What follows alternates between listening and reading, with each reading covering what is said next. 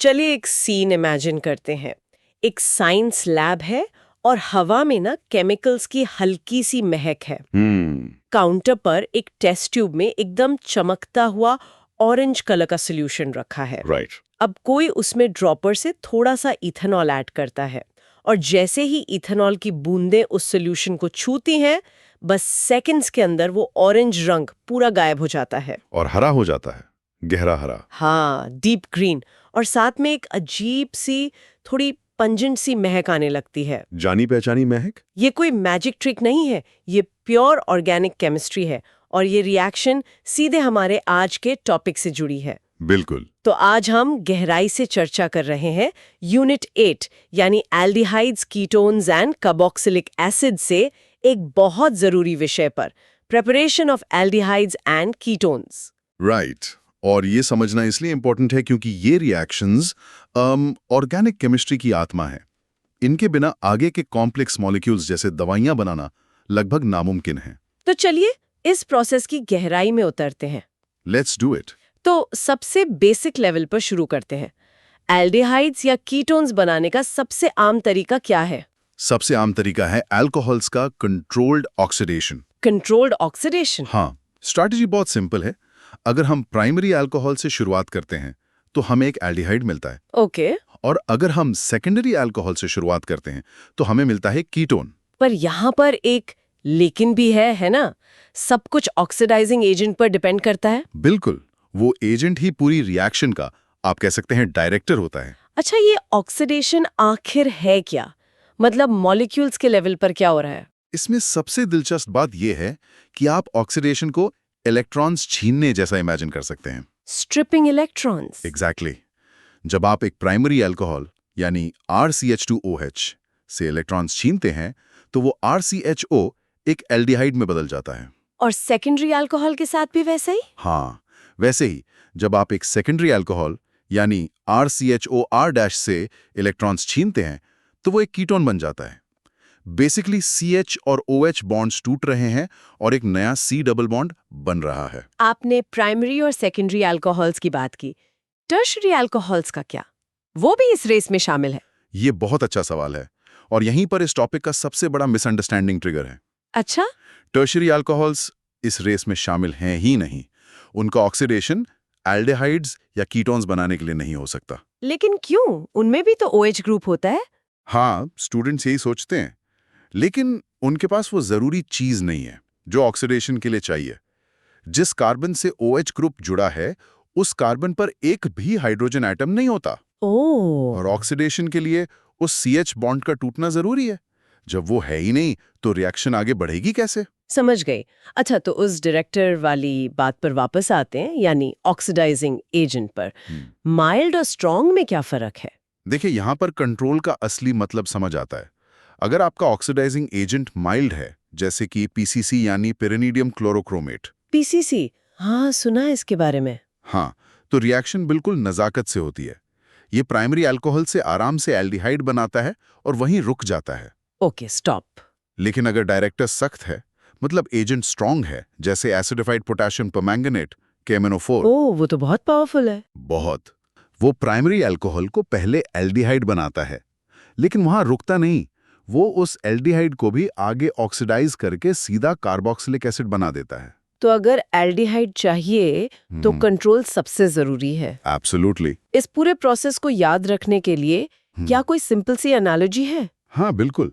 सोचिए कि अल्कोहल्स का ऑक्सीडेशन एक फल से उसकी प्रोटेक्टिव लेयर्स हटाने जैसा है। फल से लेयर्स हटाना? ओके। एक प्राइमरी अल्कोहल एक ऐसा फल है जिस पर कई लेयर्स हैं। अब एक माइल्ड ऑक्सीडाइजिंग एजेंट जैसे PCC, वो एक नजाकत से काम करने वाला शेफ है। वो सिर्फ ऊपर की एक लेयर हटाता है और हमें मिलता है एक एल्डिहाइड। करेक्ट। लेकिन एक स्ट्रॉन्ग ऑक्सीडाइजिंग एजेंट जैसे हॉट एसिडिफाइड KMNO4, वो एक बुलडोजर की तरह है। वो एक साथ कई लेयर्स हटा देता है और आपको सीधे कार्बोक्सिलिक एसिड मिल जाता है। और सेकेंडरी और टर्शरी अल्कोहल्स इस एनालॉजी में कहाँ फिट होते हैं? सेकेंडरी अल्कोहल्स, उनके पास हटाने के लिए सिर्फ एक ही लेयर होती है, तो वो सिर्फ एक लेयर हटाकर कीटोन तक ही जा पाते हैं। और टर्शरी अल्कोहल्स? उनके पास हटाने के लिए कोई एक्स्ट्रा लेयर है ही नहीं, इसलिए उन पर ऑक्सीडाइजिंग एजेंट्स का कोई असर नहीं होता। वाह, ये तो काफी क्लियर है। एक और तरीका कंट्रोल्ड फायर फाइटिंग जैसा भी हो सकता है ना? माइल्ड एजेंट एक कंट्रोल्ड आग की तरह है जो एल्डिहाइड पर रुक जाती है। और स्ट्रॉन्ग एजेंट एक अनकंट्रोल्ड जंगल की आग की तरह है जो सब कुछ जलाकर कार्बोक्सिलिक एसिड तक ले जाती है। ये भी एक अच्छी एनालॉजी है। दोनों का पॉइंट एक ही है, कंट्रोल। इससे एक जरूरी सवाल उठता है कि हम ये सब पढ़ ही क्यों रहे हैं? प्रैक्टिकल दुनिया में इस कॉन्सेप्ट ने कौन सी समस्या को सुलझाया है? बेसिकली ये कॉन्सेप्ट इस प्रैक्टिकल प्रॉब्लम को सॉल्व करता है कि लैब या इंडस्ट्री में साफ सुथरे तरीके से एल्डिहाइड्स और कीटोन्स बनाएं कैसे। राइट। और इसका इतिहास भी बहुत दिलचस्प है। 20th सेंचुरी में जब E.J. कोरी और विलियम सुग्स ने PCC जैसे सिलेक्टिव एजेंट्स की खोज की तो ऑर्गेनिक सिंथेसिस में क्रांति आ गई। क्रांति मतलब इतनी बड़ी बात, ऐसा क्या बदल गया? बिल्कुल, उससे पहले केमिस्ट के पास ऑक्सीडेशन पर कंट्रोल था ही नहीं। उन्हें एल्डिहाइड चाहिए होता था, मिल जाता था कार्बोक्सिलिक एसिड। सोचिए, विटामिन ए जैसे सेंसिटिव मॉलिक्यूल्स को सिंथेसाइज करना लगभग नामुमकिन था। ओह। PCC जैसे नए टूल्स ने केमिस्ट्स को पावर दी कि वो रिएक्शन को ठीक उस पॉइंट पर रोक सकें जहां वो चाहते हैं। इससे विटामिन ए जैसे डेलिकेट स्ट्रक्चर्स बनाना मुमकिन हुआ। मतलब इसका सीधा असर न्यूट्रिशन और मेडिसिन पर पड़ा। वाओ, तो ये सिर्फ एक टेक्स्ट बुक रिएक्शन नहीं है। Not at all. चलिए इसको एक मेंटल मूवी की तरह इमेजिन करके देखते हैं। जरूर। सोच लीजिए कि एक लैब बेंच पर 3 बीकर्स रखे हैं। पहले में प्राइमरी अल्कोहल, दूसरे में सेकेंडरी और तीसरे में टर्शरी। तीनों ट्रांसपेरेंट। ठीक है। अब कोई साइंटिस्ट तीनों में ड्रॉपर से एक mild orange coloured oxidising agent जैसे क्रोमिक एसिड सॉल्यूशन डालता है। राइट। अब देखिए क्या होता है।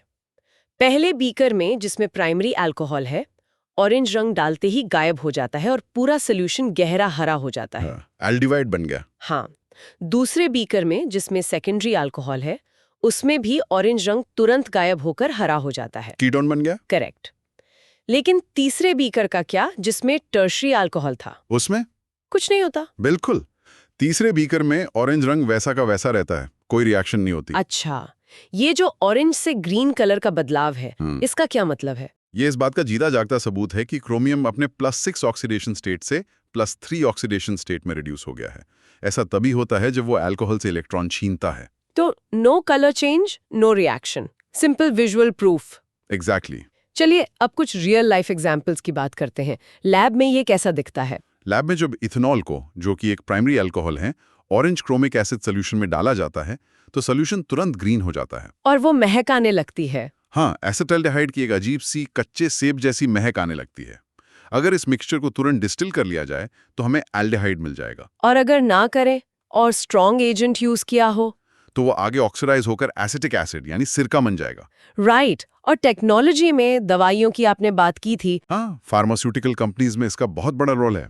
कई दवाइयों के सिंथेसिस में एक जरूरी स्टेप होता है एक स्पेसिफिक अल्कोहल को एल्डिहाइड में कन्वर्ट करना। और वहां तो कंट्रोल बहुत जरूरी होगा। सेकंड बाय सेकंड कंट्रोल करना पड़ता है। अगर गलती से भी एल्डिहाइड ओवर ऑक्सीडाइज होकर कार्बोक्सिलिक एसिड बन गया तो पूरा बैच खराब। पूरा बैच, लाखों का नुकसान। यहाँ कंट्रोल सिर्फ केमिस्ट्री नहीं, इकोनॉमिक्स भी है। सुना है PCC के अलावा भी कुछ मॉडर्न रिएजेंट्स आ गए हैं अब। हाँ बिल्कुल। PCC में क्रोमियम होता है जो टॉक्सिक है, इसलिए आजकल केमिस्ट्स डेस मार्टिन पिरिडियोने या DMP जैसे रिएजेंट्स यूज करते हैं। इसकी क्या खासियत है? इसमें टॉक्सिक क्रोमियम नहीं होता और ये रूम टेम्परेचर पर ही बहुत तेजी से काम करता है। साइंस हमेशा बेहतर और सेफर टूल्स की खोज में रहती है। अच्छा, एक काउंटर इंट्यूटिव एग्जाम्पल की बात करते हैं।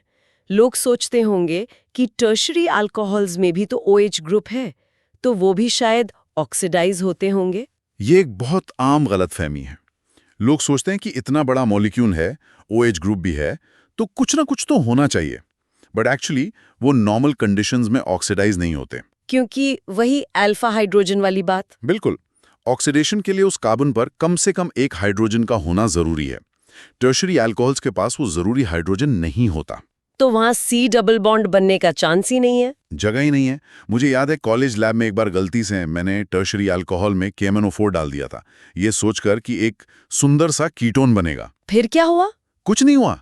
मैं 15 मिनट इंतजार करता रहा लेकिन सोल्यूशन का पर्पल रंग वैसा का वैसा ही रहा। तब मुझे अल्फा हाइड्रोजन ना होने का असली मतलब प्रैक्टिकल तरीके से समझ आया था। एक फेल्ड एक्सपेरिमेंट, लेकिन एक लेसन फॉर लाइफ। बिल्कुल। तो इस पूरी चर्चा से अगर कुछ अहम बातें निकालनी हो जो एग्जाम के लिए बिल्कुल पक्की कर ली जाए, तो वो क्या होंगी? ठीक है, चलिए एग्जाम सेफ टेकअवेज को आराम से समझते हैं। पहला और सबसे जरूरी point, primary alcohols mild oxidising agents के साथ एल्डिहाइड्स बनाते हैं, जबकि सेकेंडरी अल्कोहल्स ऑक्सीडाइज होकर हमेशा कीटोन्स बनाते हैं। ठीक है, प्राइमरी से एल्डिहाइड, सेकेंडरी से कीटोन। सिंपल। दूसरा पॉइंट, दूसरा जो अक्सर गलत होता है, टर्शरी अल्कोहल्स नॉर्मल कंडीशंस में रिएक्ट नहीं करते, और इसका रीजन याद रखना बहुत जरूरी है, क्योंकि उनके अल्फा कार्बन पर कोई हाइड्रोजन नहीं होता। एग्जैक्टली। ओके, और तीसरा पॉइंट ऑक्सीडाइजिंग एजेंट्स के बारे में। बिल्कुल। तीसरी बात, एजेंट का चुनाव रिएक्शन के अंजाम को तय करता है। माइल्ड एजेंट्स जैसे पीसीसी या डीएमपी रिएक्शन को एल्डिहाइड पर रोक देते हैं, और स्ट्रॉन्ग एजेंट्स जैसे एसिडिक्वाइड KMNO4 वो प्राइमरी अल्कोहल को आगे कार्बोक्सिलिक एसिड तक ले जाते हैं। और आखिरी चौथा पॉइंट, वो कलर चेंज वाला। हाँ, चौथा पॉइंट एक प्रैक्टिकल ऑब्जर्वेशन है। जब भी क्रोमियम बेस्ड एजेंट यूज होता है तो सोल्यूशन का रंग ऑरेंज से ग्रीन होना ऑक्सीडेशन का पक्का साइन है। अगर रंग नहीं बदला मतलब रिएक्शन नहीं हुई। सिंपल। तो इस सब का मतलब क्या निकला? चलिए एक छोटा सा रिकैप करते हैं। जरूर। आज हमने देखा कि एल्डिहाइड्स और कीटोन्स को बनाने का सबसे आम तरीका है अल्कोहल्स का कंट्रोल्ड ऑक्सीडेशन। यहाँ कंट्रोल शब्द सबसे जरूरी है। राइट। इसके लिए हमने वो फल वाली एनालॉजी देखी। प्राइमरी अल्कोहल एक मल्टीलेयर्ड फल है जिसे माइल्ड एजेंट एक लेयर हटाकर एल्डिहाइड बनाता है, और सेकेंडरी अल्कोहल एक सिंगल लेयर्ड फल है जिससे एक लेयर हटकर हमेशा कीटोन बनता है। और सबसे जरूरी एग्जाम सेफ लाइन जिसे नींद में भी नहीं भूलना है, प्राइमरी अल्कोहल्स एल्डिहाइड्स बनाते हैं, सेकेंडरी अल्कोहल्स कीटोन्स बनाते हैं, और टर्शरी अल्कोहल्स रिएक्ट नहीं करते। ये कंट्रोल ही सब कुछ है। सही ऑक्सीडाइजिंग एजेंट चुनना एक केमिस्ट के लिए वैसा ही है जैसे एक शेफ के लिए आंच को कंट्रोल करना। थोड़ी सी ज्यादा आंच लगी और पूरी डिश खराब हो सकती है। तो अगली बार जब कोई ऐसी चीज सामने आए जिसमें अजीब सी तीखी महक हो, जैसे नेल पॉलिश रिमूवर में, तो सोचिए कि शायद उसमें कोई एल्डिहाइड या कीटोन हो, जैसे किसी लैब में ऐसी ही किसी रिएक्शन से बनाया गया होगा। और जाते जाते एक सवाल सबके लिए छोड़ जाते हैं। हमने देखा कि एल्डिहाइड बनाने के लिए इतना प्रिसाइज कंट्रोल जरूरी है, पर सोचिए अगर एक केमिस्ट को प्राइमरी अल्कोहल से सीधे कार्बोक्सिलिक एसिड बनाना हो और वो बीच में एल्डिहाइड स्टेप को पूरी तरह स्किप करना चाहता हो, तो वो कौन सी रिएक्शन कंडीशंस चुनेगा? और कुछ इंडस्ट्रियल प्रोसेसेस में ये डायरेक्ट रास्ता ज्यादा एफिशिएंट क्यों माना जाता होगा? इस पर सोचिए।